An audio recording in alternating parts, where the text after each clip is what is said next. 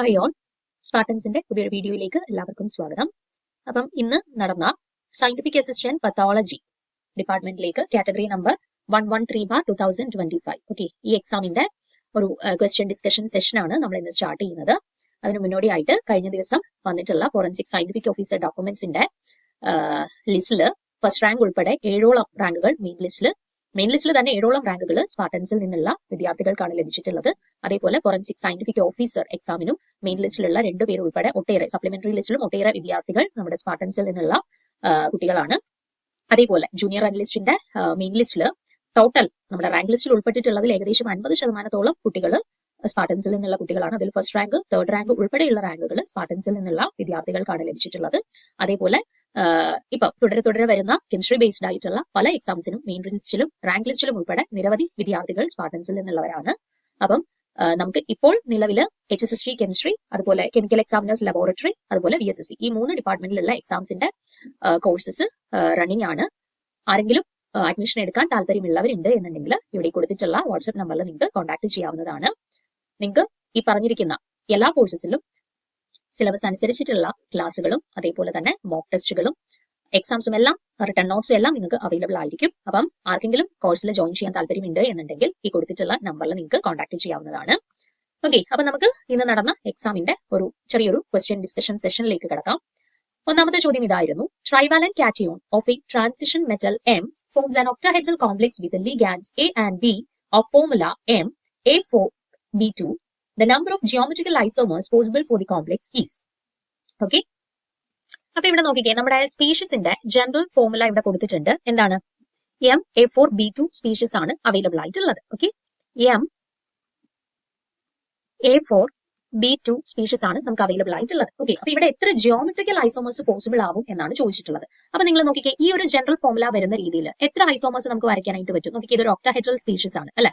അപ്പൊ octahedral species ആണ്. അപ്പം ഒന്നെങ്കിൽ ഈ പറയുന്ന 2 B മോളിക്യൂൾസ്, ഓക്കെ, 2 B മോളിക്യൂൾസും ഓപ്പോസിറ്റ് സൈഡിൽ വരുന്ന രീതിയിൽ നമുക്ക് ഒരു സ്ട്രക്ചർ പോസിബിൾ ആണ്. അതേപോലെ തന്നെ ഈ പറയുന്ന ഐഡന്റിക്കൽ ആയിട്ടുള്ള 2 B മോളിക്യൂൾസും അഡ്ജസന്റ് ആയിട്ട് വരുന്ന രീതിയിലും നമുക്ക് ഒരു സ്ട്രക്ചർ പോസിബിൾ ആണ്. ഓക്കെ, ഈ 2 രീതിയല്ലേ ഇവിടെ പോസിബിൾ ആയിട്ടുള്ളൂ. ഇനി നമ്മൾ ഏത് രീതിയിൽ അറേഞ്ച് ചെയ്ത് കഴിഞ്ഞാലും 2 പേര് അഡ്ജസന്റ് ആയിട്ട് വരുന്ന രീതിയിൽ അല്ലെങ്കിൽ ഓപ്പോസിറ്റ് ആ രീതിയിൽ നമുക്ക് അറേഞ്ച്മെന്റ് പോസിബിൾ ആയിട്ടുള്ളൂ അല്ലെ?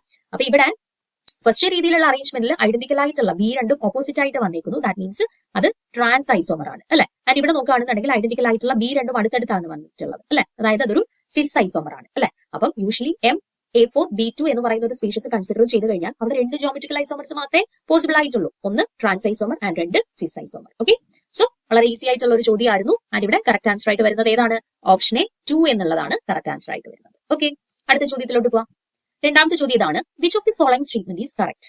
ഓക്കെ, അപ്പൊ 3 സ്റ്റേറ്റ്മെന്റുകൾ തന്നിട്ടുണ്ട്. അതിൽ ശരിയായിട്ടുള്ള സ്റ്റേറ്റ്മെന്റ് തിരഞ്ഞെടുക്കാനാണ് ചോദ്യം. നമുക്ക് കുറച്ചധികം സ്റ്റേറ്റ്മെന്റ് വൈസ് ചോദ്യങ്ങൾ വന്നിട്ടുണ്ടായിരുന്നു. അതിപ്പോൾ നടക്കുന്ന ഒരുവിധം PG ബേസ്ഡ് ആയിട്ടുള്ള എക്സാംസിലെല്ലാം അത്യാവശ്യം സ്റ്റേറ്റ്മെന്റ് വൈസ് ചോദ്യങ്ങൾ വരുന്നുണ്ട്. അപ്പൊ നമ്മൾ പ്രിപ്പയർ ചെയ്യുന്ന സമയത്ത് അങ്ങനെയുള്ള കാര്യങ്ങൾക്ക് കുറച്ച് ഇമ്പോർട്ടൻസ് കൊടുത്തിട്ട് ഇപ്പൊ വരുന്ന എക്സാംസിനെല്ലാം നിങ്ങൾ പ്രിപ്പയർ ചെയ്യുന്ന സമയത്ത് ആ കാര്യം ഒന്ന് പ്രത്യേകം ശ്രദ്ധിക്കണം. ഈ ഒരു ചോദ്യം നമ്മൾ കണ്ടിന്യൂ ചെയ്ത് പോകുമ്പോൾ നിങ്ങൾക്ക് മനസ്സിലാവും കുറെ ചോദ്യങ്ങൾ സ്റ്റേറ്റ്മെന്റ് വൈസ് ആയിട്ട് ചോദിച്ചിട്ടുണ്ട്. ഓക്കെ, അപ്പൊ ചിലപ്പോൾ നമുക്ക് 1-2 സ്റ്റേറ്റ്മെന്റുകൾ അറിയായിരിക്കും, പക്ഷേ ചില സ്റ്റേറ്റ്മെന്റുകൾ നമുക്ക് കറക്റ്റ് ആണോ റോങ് ആണോ എന്നുള്ളത് കൺഫ്യൂഷൻസ് ആയിരിക്കും. അങ്ങനെ വരുമ്പോഴത്തേക്കും നമുക്ക് തെറ്റാനുള്ള സാധ്യതകളും കൂടുതലാണ്. ഓക്കെ, അപ്പൊ ആ കാര്യം കൃത്യമായിട്ട് മനസ്സിലാക്കി നമ്മൾ പ്രിപ്പറേഷൻ ടൈമിൽ പ്രത്യേകം ശ്രദ്ധ കൊടുക്കേണ്ടതായിട്ടുണ്ട്. ഓക്കെ, അപ്പൊ ഇവിടെ കൊടുത്തിട്ടുള്ള 3 സ്റ്റേറ്റ്മെന്റുകൾ നിങ്ങളൊന്ന് വായിച്ചു നോക്കിക്കേ. 12-phosphor tungstic acid has Keggins structure. രണ്ടാമത്തെ statement CuH2O6 2+ has a regular octahedral geometry. And മൂന്നാമത്തെ option NH3 has higher trans effect than Cl-. ഇവിടെ 3 ഡിഫറെന്റ് സ്റ്റേറ്റ്മെന്റ്സ് ആണ് കൊടുത്തിട്ടുള്ളത്. ഇതിൽ ശരിയായിട്ടുള്ള സ്റ്റേറ്റ്മെന്റുകൾ ഏതൊക്കെയാണ് എന്നുള്ളതാണ് നമുക്ക് കണ്ടുപിടിക്കാനായിട്ടുള്ളത്. നമുക്ക് ഓരോ സ്റ്റേറ്റ്മെന്റുകളായിട്ട് ഒന്നെടുത്ത് അനലൈസ് ചെയ്ത് നോക്കാം. ഒന്നാമത്തെ സ്റ്റേറ്റ്മെന്റ് കൊടുത്തേക്കുന്നത് 12-phosphor tungstic acid has a Keggins structure എന്നാണ് പറഞ്ഞിട്ടുള്ളത്. ഓക്കെ, അപ്പൊ ഈ പറയുന്ന 12-phosphor tungstic acidന്റെ സ്ട്രക്ചർ എന്ന് പറയുന്നത് H3PWO12O40, അതായത് ഇതൊരു ഹെട്രോപോളി ആസിഡ് ആണ്. ഓക്കെ, ഈ പറയുന്ന 12-phosphor tungstic acid എന്ന് പറയുന്നത് ഒരു ഹെട്രോപോളി ആസിഡ് ആണ്. അപ്പൊ ഇവിടെ ആനിയോൺ ആയിട്ട് വരുന്നത് ആരാണ്?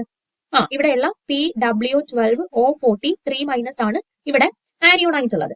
ആൻഡ് ഇവർക്ക് എന്ത് സ്ട്രക്ചർ ആണ് ആക്ച്വലി ഉള്ളത്?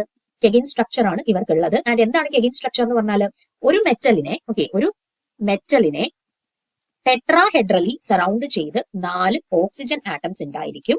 ആൻഡ് ഈ പറയുന്ന ടെട്രാഹെഡ്രലി 4 ഓക്സിജൻ ആറ്റം സറൗണ്ട് ചെയ്തിട്ടുള്ള ആ ഒരു മെറ്റൽ കോംപ്ലക്സിനെ 12 മെറ്റൽ ഓക്സിജൻ ഒക്ടാഹെഡ്രൽ സൈറ്റുകൾ സറൗണ്ട് ചെയ്തിട്ടുണ്ടായിരിക്കും. ഓക്കെ, അങ്ങനെയുള്ള സ്ട്രക്ചറിനെയാണ് കെഗിൻ സ്ട്രക്ചർ എന്ന് പറയുന്നത്. അതായത് എന്താണ് പറഞ്ഞത്, ഒരു മെറ്റലിനെ ടെട്രാഹെഡ്രലി സറൗണ്ട് ചെയ്ത് 4 ഓക്സിജൻ ആറ്റംസ് ഉണ്ടായിരിക്കും. ആൻഡ് ഈ പറയുന്ന ടെട്രാഹെഡ്രൽ സ്ട്രക്ചറിനെ സറൗണ്ട് ചെയ്ത് 12 മെറ്റൽ ഓക്സിജൻ ഒക്ടാഹെഡ്രൽ സൈറ്റുകളും സറൗണ്ട് ചെയ്ത് ഉണ്ടായിരിക്കും. അങ്ങനെയുള്ള ഒരു സ്ട്രക്ചറിനെയാണ് നമ്മൾ കെഗിൻ സ്ട്രക്ചർ എന്ന് പറയുന്നത്. ഓക്കെ, ആൻഡ് ഇവരുടെ കേസ് കൺസിഡർ ചെയ്യുവാണെന്നുണ്ടെങ്കിൽ ഞാൻ പറഞ്ഞു ഇവിടെ ഇതൊരു ഹെട്രോപോളി ആസിഡ് ആണ്, ഈ പറയുന്ന 12 ഫോസ്ഫോ ടങ്സ്റ്റിക് ആസിഡ് എന്ന് പറഞ്ഞു. ഓക്കെ, ആൻഡ് ഇവരുടെ സ്ട്രക്ചർ നമ്മൾ കൺസിഡർ ചെയ്യുന്ന സമയത്ത് ഇവിടെ മെറ്റൽ ആറ്റം ആയിട്ട് ഫോസ്ഫറസ് ഉണ്ട്. ആ ഫോസ്ഫറസിനെ സറൗണ്ട് ചെയ്തിട്ട് 4 ടെട്രാഹെഡ്രൽ ഓക്സിജൻ സറൗണ്ട് ചെയ്തിട്ടുണ്ട്. അതായത് മെറ്റലിനെ സറൗണ്ട് ചെയ്തിട്ട് 4 ടെട്രാഹെഡ്രൽ ഓക്സിജൻ ഉണ്ട്.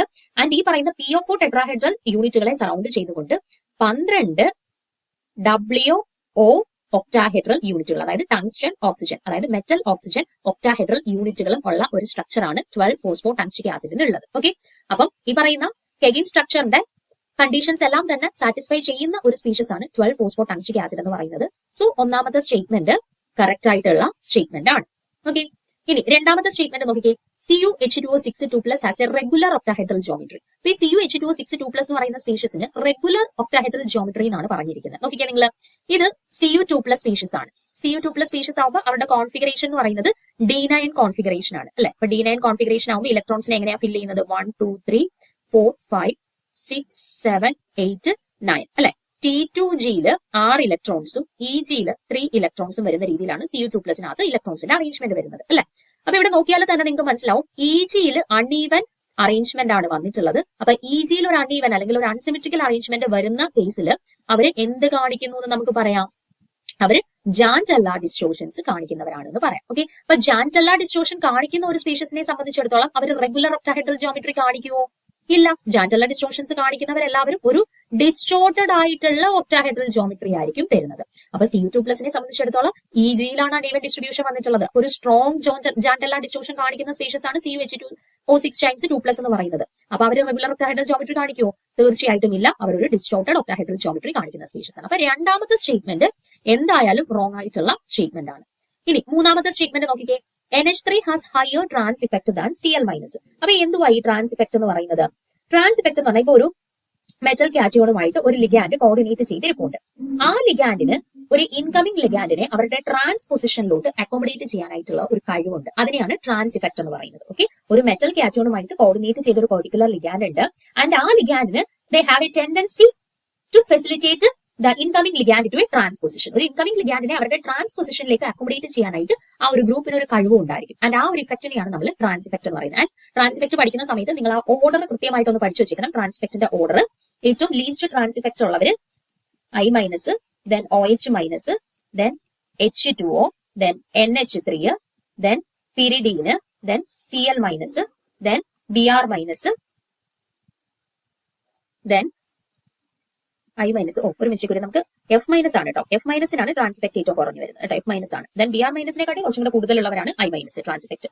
Then S, Cn-, NO2-, then SO3 2-, then H-, NO, CO, NC-, and ഏറ്റവും കൂടുതൽ ട്രാൻസ് ഇഫക്ട് വരുന്ന സ്പീഷീസ് ആണ് C2H4 കേട്ടോ. F- ട്രാൻസ് ഇഫക്ട് ഏറ്റവും കുറവുള്ളത് ആൻഡ് C2H4 ട്രാൻസ് ഇഫക്ട് ഏറ്റവും കൂടുതലുള്ളത്. നിങ്ങളിപ്പോ എല്ലാവരുടെയും കാണാതെ പഠിച്ചു വെച്ചില്ലെങ്കിലും അത്യാവശ്യം ഞാനൊന്ന് മാർക്ക് ചെയ്യുന്നവരുടെ ഓർഡർ ഒന്ന് നോക്കി വെച്ചിരിക്കുക. I-, OH-, H2O, NH3, pyridine, ക്ലോറിന്, പിന്നെ CO, C2H4 ഇത്രയും പേരുടെയെങ്കിലും അറ്റ്ലീസ്റ്റ് നിങ്ങൾ ഒന്ന് ഓർത്ത് വെച്ചേക്കുക ഓർഡർ. ഓക്കെ, അപ്പൊ ഏറ്റവും കുറവിൽ നിന്ന് ഇൻക്രീസിംഗ് ഓർഡർ ആണ് ഈ കൊടുത്തിട്ടുള്ളത്. അപ്പൊ നിങ്ങൾ നോക്കിക്കേ, NH3യുടെയും ക്ലോറിന്റെയും കൂടെ പൊസിഷൻ ഒന്ന് നോക്കിക്കേ.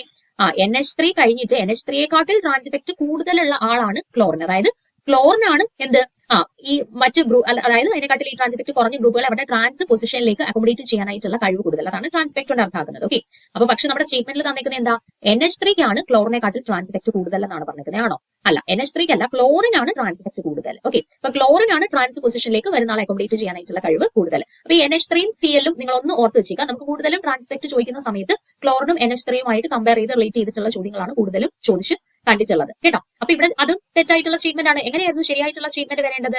Cl- have higher trans effect than NH3 എന്നായിരുന്നുണ്ടെങ്കിൽ ശരിയായിട്ടുള്ള സ്റ്റേറ്റ്മെന്റ് ആയിരുന്നു. ഓക്കെ, അപ്പം ഇതും റോങ് ആയിട്ടുള്ള സ്റ്റേറ്റ്മെന്റ് ആണ്. അപ്പൊ നോക്കിക്കേ, ഏതാണ് ശരിയായിട്ടുള്ള സ്റ്റേറ്റ്മെന്റ് വരുന്നത്? ഏതാണ്? A മാത്രമേ ഉള്ളൂ അല്ലെ. സോ ഓപ്ഷൻ A ആണ് ശരിയായിട്ടുള്ള ആൻസർ ആയിട്ട് വരുന്നത്. ഇൻ കേസ് നിങ്ങൾക്ക് ഇപ്പോൾ ഓപ്ഷൻ എ ശരിയാണോ തെറ്റാണോ നിങ്ങൾക്ക് അറിയത്തില്ല, നിങ്ങൾ പഠിച്ചിട്ടില്ല, നമ്മൾ അത്യാവശ്യം അങ്ങനെ കേട്ടിട്ടില്ലാത്ത ഒരു കാര്യമാണ് ഈ കെഗിൻ സ്ട്രക്ചർ എന്നൊക്കെ പറയുന്നത്. പക്ഷെ നിങ്ങൾ രണ്ടാമത്തെ സ്റ്റേറ്റ്മെന്റ് നിങ്ങൾക്ക് കൃത്യമായിട്ട് അറിയാവുന്ന കാര്യമാണ്, ജാൻഡല്ല ഡിസ്ട്രോഷൻ. ആൻഡ് മൂന്നാമത്തെ കാര്യം ട്രാൻസ്ഫെക്ട് നിങ്ങൾക്ക് കൃത്യമായിട്ട് അറിയാവുന്ന കാര്യമാണ്. ആർക്കാണ് കൂടുതൽ ട്രാൻസ്ഫെക്ട്? ക്ലോറിനാണ് NH3 കാട്ടിൽ ട്രാൻസ്ഫെക്ട് കൂടുതൽ, അതും നിങ്ങൾക്ക് അറിയാവുന്ന കാര്യമാണ്. ആ രണ്ട് കാര്യങ്ങളും നിങ്ങൾക്ക് അറിയാം. അപ്പൊ അത് വെച്ചിട്ട് ഈ രണ്ട് സ്റ്റേറ്റ്മെന്റ് റോങ് ആണെന്നുള്ളത് മനസ്സിലായി. അപ്പൊ അത് വെച്ചിട്ട് ഓപ്ഷൻ ബിയും അല്ല സിയും അല്ല ഡിയും അല്ല എന്നുള്ളത് നമുക്ക് ഉറപ്പിക്കാം. പിന്നെ അതിനകത്ത് ഇപ്പൊ ഇൻ കേസ് നിങ്ങൾക്ക് ഓപ്ഷൻ എ ശരിയാണോ തെറ്റാണോ എന്ന് അറിയത്തില്ല എങ്കിൽ പോലും ബാക്കി രണ്ട് ഓപ്ഷൻസ് എലിമിനേറ്റ് ചെയ്യുന്നത് വഴി നിങ്ങൾക്ക് ക്ലിയർ ആയിട്ട് ഓപ്ഷൻ എ ആണ് ഇവിടെ ശരിയായിട്ടുള്ള സ്റ്റേറ്റ്മെന്റ് എന്നുള്ളത് മനസ്സിലാക്കാൻ സാധിക്കും. ഓക്കെ ആണേ? അപ്പം ഇതായിരുന്നു നമ്മുടെ രണ്ടാമത്തെ ചോദ്യം. ഓക്കെ, സോ ഓപ്ഷൻ എ ആണ് കറക്റ്റ് ആൻസർ ആയിട്ട് വന്നിട്ടുള്ളത്. ഓക്കെ, ഇനി അടുത്ത ചോദ്യം, which of the following molecules have A linear structure എന്നാണ്. SnCl2 ആണോ, BeF2 ആണോ, HCF2 ആണോ, I3- ആണോ? ഏതിനാണ് ലീനിയർ ജോമെട്രി അല്ലാത്തത് എന്നാണ് ചോദ്യം. നമുക്കൊന്ന് നോക്കാം. SnCl2ന്റെ കേസിൽ അവരുടെ ജിയോമെട്രിയെ ഒന്ന് പ്രെഡിക്ട് ചെയ്ത് നോക്കാം. ഇവിടെ Sn എന്ന് പറയുന്നത് carbon, silicon, germanium, tin lead, carbon ഫാമിലിയിലാണ് അല്ലെ. സോ വാലൻസ് ഇലക്ട്രോൺസ് 4 പ്ലസ് അതിനെ സറൗണ്ട് ചെയ്ത് 2 മോണോവാലന്റ് സ്പീഷീസ് ഉണ്ട് അല്ലെ. സോ +2 ഡിവൈഡഡ് ബൈ 2, അപ്പൊ 6/2 3 കിട്ടി അല്ലെ. അപ്പൊ 3 കിട്ടുമ്പോൾ യൂഷ്വലി ഹൈബ്രിഡൈസേഷൻ വരുന്നത് sp2 ആണ്. ആൻഡ് അവരുടെ ജോമെട്രി വരുന്നത് എന്താണ്? ജോമെട്രി വരേണ്ടത് ട്രൈഗണൽ പ്ലാനാർ ജോമെട്രി ആണ് വരേണ്ടത് അല്ലെ. പക്ഷെ ഇവിടെ എത്ര ക്ലോറിൻ മാത്രമേ ഉള്ളൂ? 2 ക്ലോറിൻ മാത്രമേ ഉള്ളൂ. അപ്പൊ റിമൈനിങ് ആയിട്ടുള്ള ആള് ലോൺ പെയർ ആയിരിക്കും. അപ്പൊ നമ്മൾ ജോമെട്രി ഷേപ്പ് കൺസിഡർ ചെയ്യുന്ന സമയത്ത് ലോൺ പെയർസിനെ കൺസിഡർ ചെയ്യുമോ? ഇല്ല, ബോൺ പെയർസിനെ മാത്രമേ കൺസിഡർ ചെയ്യൂ. അപ്പൊ അവരുടെ ഷേപ്പ് നമുക്ക് എന്താ കിട്ടിയിട്ടുള്ളത്? ബെൻഡ് ഷേപ്പ് ആണ് കിട്ടിയിട്ടുള്ളത്. നമുക്ക് നോട്ട് ലീനിയർ ഏതാണെന്നാണ് ചോദിച്ചത്. അപ്പൊ ആദ്യത്തെ ഓപ്ഷൻ തന്നെ നമുക്ക് ബെൻഡ് ആണ് കിട്ടിയിട്ടുണ്ട്. സോ അതാണ് കറക്റ്റ് ആൻസർ. ഇനി ബാക്കി കൂടെ നമുക്കൊന്ന് ചെക്ക് ചെയ്ത് നോക്കാം. അത് കുറച്ച് ലെങ്തി ആവും പറയുന്നത്, നമുക്ക് ഡീറ്റെയിൽ ആയിട്ട് അടുത്ത ക്ലാസ്സിൽ ചെക്ക് ചെയ്ത് നോക്കാം. ഓക്കെ.